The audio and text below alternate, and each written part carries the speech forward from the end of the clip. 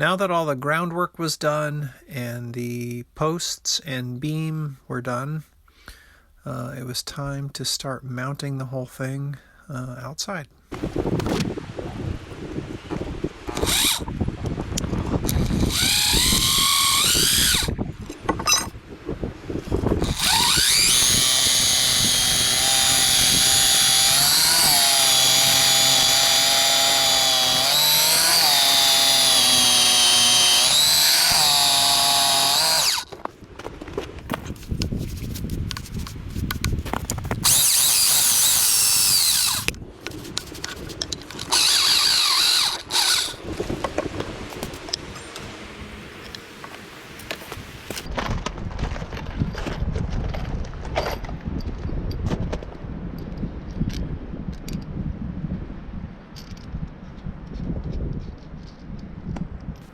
I like to use these expansion bolts that consist of basically a bolt and the end of it is tapered, and then there's a little collar, a little sleeve, so when you drive it in and then you tighten it down, because the bottom is tapered, it pinches that sleeve into the concrete hole, and I've always had really good luck with these things.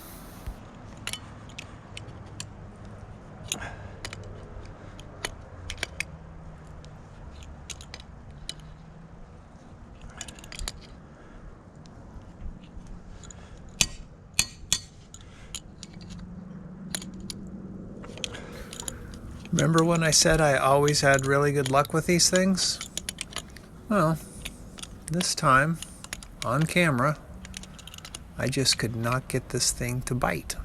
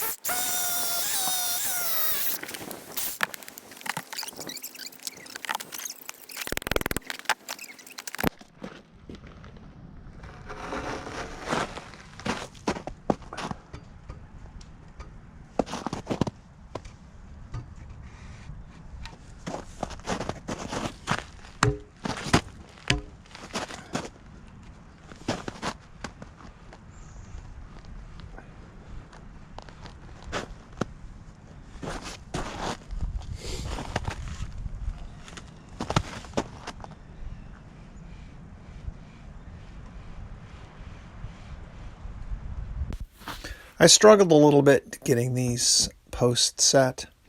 It was hard to get it down all the way on the bracket and then line up those 3 holes for the pins. As you'll see, what I ended up doing was using kind of a smaller bolt to line things up, and then I got a 1/2-inch drill bit and drilled through one more time, and that helped line the steel and the wood up. So I'm just going to let this run and talk more about it after the things are set.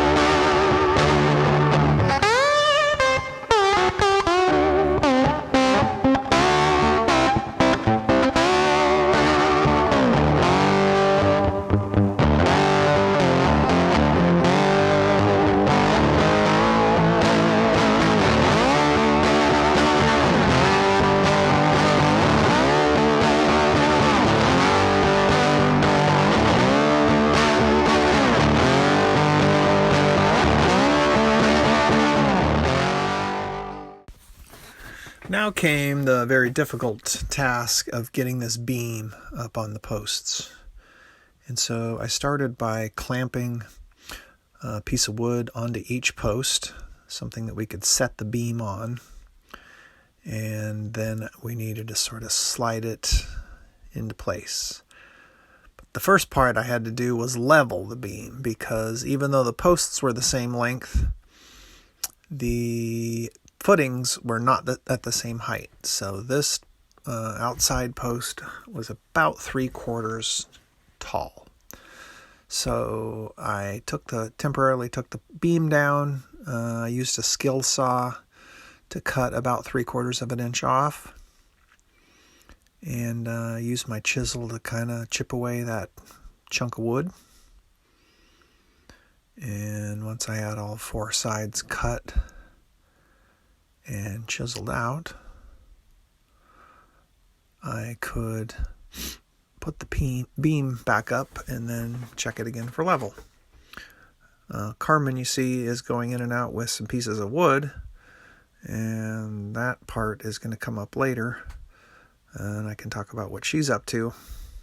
Unfortunately, I didn't get any video. So I set it back down, and it was pretty close, but now I took a little handsaw and cleaned it up a little bit. Anytime you have 2 joining surfaces, if you just kind of connect them and then take a saw and cut all the way around the joint, the width of the saw blade, or the kerf, sort of can clean things up. So I was just kind of cleaning things up and then triple check, and yeah, it was level. So now that I got the beam level, it was the hard part of getting it put onto the tenons. So I kind of had half an idea on how to do this. First we had to slide it down where it needed to be, and then I thought I would just take some blocks of wood and slowly inch it up, 1 2-by at a time, until it was up high enough where we could just slide it over. There's a lot of temporary clamping just so it wouldn't drop off. I needed to secure this post a little better because it kept moving on me. But I finally got it to the point where I felt like it was up high enough, and as you can see, it actually went very smoothly. Smoothly with a little coaxing from a sledgehammer, but yeah, the tenons fit nice and tight in the mortise, which is what you want. Need to kind of knock it into place. Now I needed to start working on the barn side of things. I took my laser, set it up on the posts or on the beam so I could get kind of a visual line along the side of the barn and start trying to figure out where these rafters are going to attach. Normally you would just have what's called a ledger board along the building, which is just a flat piece of wood that gets nailed to the framing in the wall, and then all of your rafters will hang off of that ledger board. But I didn't like that look. There's a lot of cutting of the steel, and I wanted things to be a little more simple, so my plan was to take the rafters and just screw them through the siding, which looks nice. It's a nice clean look, although if we ever have to do any kind of siding repair, it's going to be a complete pain because that siding's now trapped in the end of the rafter. But I had cut a sample rafter, got the little bird's beak notched out where it sits on the beam. My plan was to basically put a rafter every 2 ribs on the siding, and the ribs are about 9 inches, so basically we'd have a rafter every 18 inches. Now I need to mark the other end based on my laser line. That way I'm going to be able to snap a line so everything's nice and level, everything's nice and straight. I also decided it would probably be a good idea to put a little piece of tape roughly marking the location where the rafter is going to get attached, so I can kind of keep my equal spacing.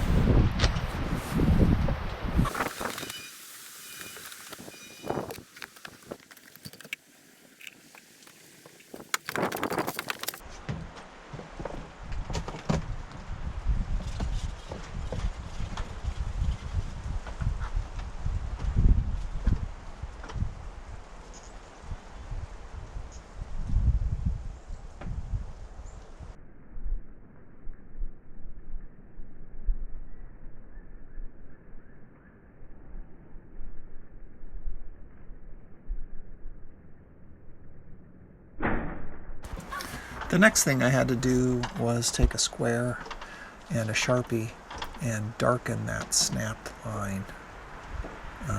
When you snap a line on something that's not flat, the string only contacts the high spots, so I could clearly see the line on the ribs, but then between the ribs I couldn't see anything. So if you get eye level and use your square as a straight edge, pretty easy to make that mark. Okay, we've had some requests for some more illustrations, and I thought this might be a good topic to bring this board back out. So, here we have the barn. Here we have our rafter. Right here is our beam. And here is our post.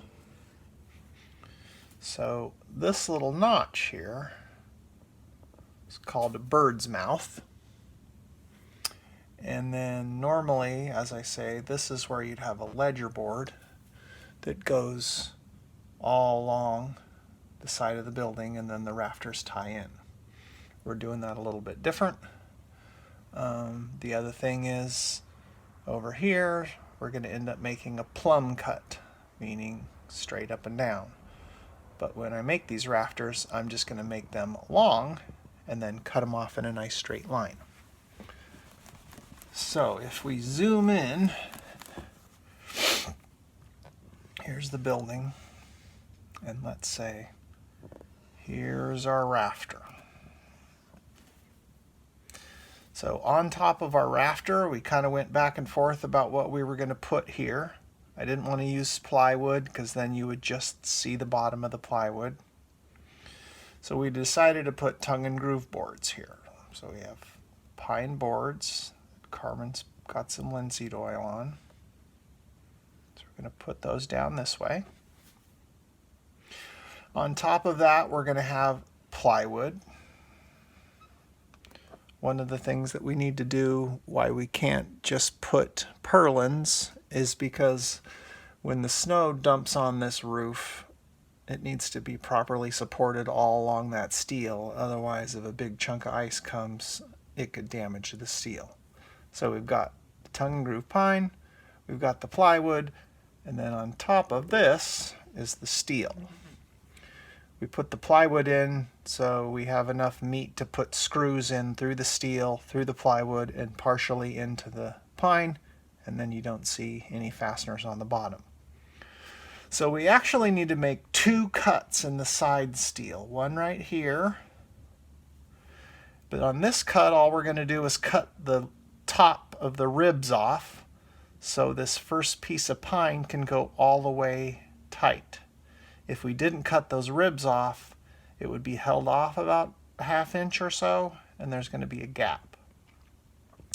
We also need to cut the steel right here, and that's going to have to be a continuous cut because we're going to have to come in here with some flashing behind the side steel and then out over the top of the roof steel. That way any water, any snow will automatically shed off of here. Make sense?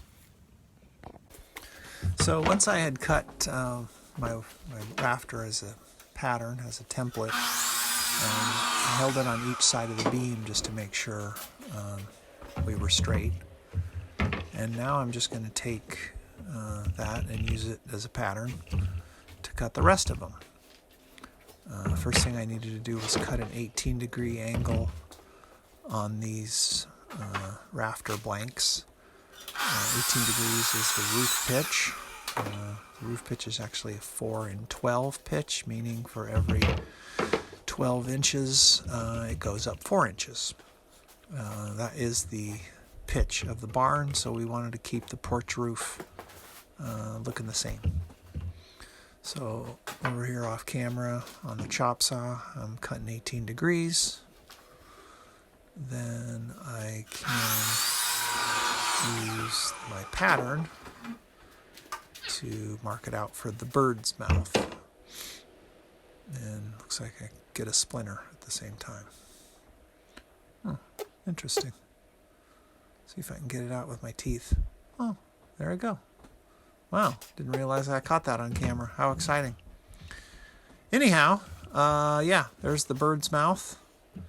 And there's a few different ways to cut that.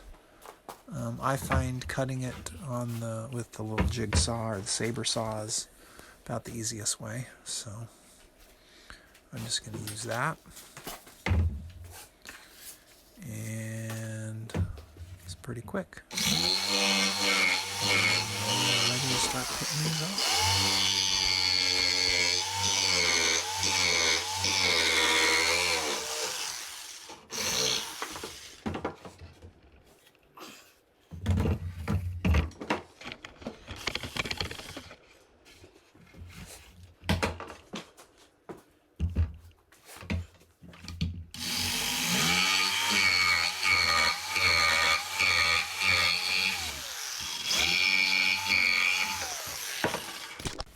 So next I had to lay out for the rafters on the barn, and once I found my location, I just took a long drill bit and drilled it all the way through.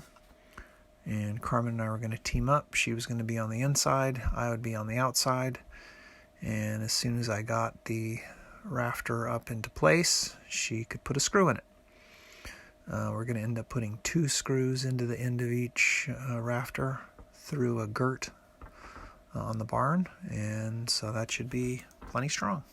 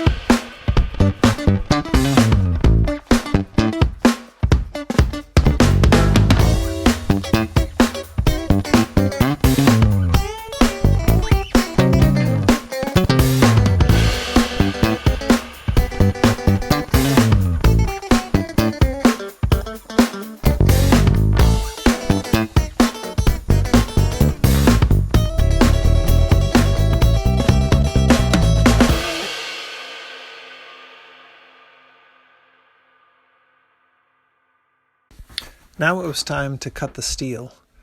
Here I'm finishing up that lower cut with my little fine multi-master jiggle tool.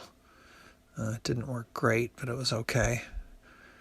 So these are the last cuts on the bottom. Get a piece of plywood up as a work platform, and then I can start cutting the taller, the uppermost cut where the flashing is going to go. And here I just had a little block of wood that I'd ripped down to the right width, and then I just used that kind of as a gauge and cut along it. Here I'm using a hacksaw. It didn't work that well. My little fine multi-master worked okay, but the blade was getting pretty wrecked. And so I just kind of shifted gears completely and ended up getting my skill saw out and using a wood blade, but put in backwards in the saw. So it's kind of a trick to cut steel a little smoother, so have the blade running backwards. So that worked pretty well. Any junior safety officers out there will notice that I am wearing my face shield when I'm cutting this steel, because you know what I say, safety third. But now I'm cutting out the ribs between the two cuts because I need that space for the tongue and groove to fit into. So between the long continuous cut and between just the short rib cuts, I just cut out those ribs. And now I can take that tongue and groove board and push it all the way up against the rest of the steel.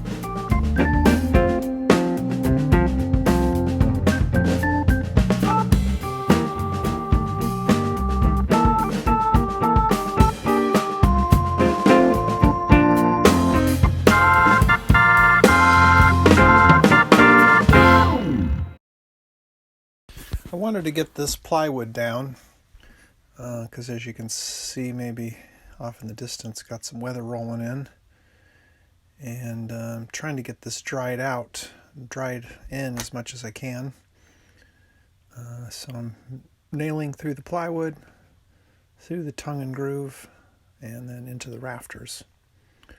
And I put down a half sheet first, and Carmen's going to lift a full sheet up to me, and that way I get to the end of that roof section. And once I got that done, new day, I'm going to work on the eaves. So I had talked a little bit about running all those rafters long. I ran the tongue and groove all the way out, or almost all the way out, one last piece. So then I was able to measure and make an accurate mark where I'm going to cut all those tails off. And again, I'm going to cut them plumb, so I have a level here with me, and I'm going to go along and mark each rafter and then cut them with the skill saw. And that way they're all nice and straight and nice and plumb. And I'm going to put an end board, a fascia board, down on the end of those 2x6s. So had to kind of temporarily clamp a block up here and then get my 2x6 and attach it to the end of the rafters.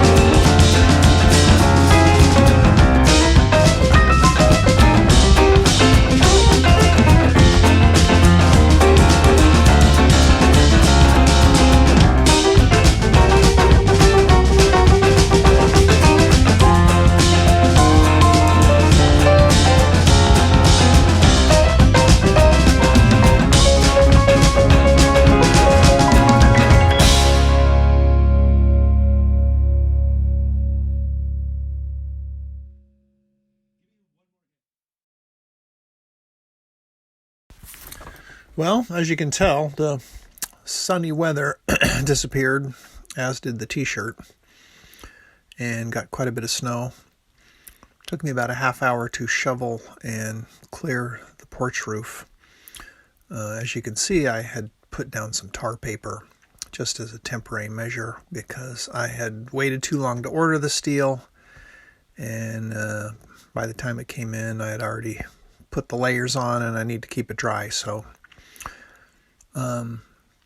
trying to get as much water off the deck as I can before I put the sheets down.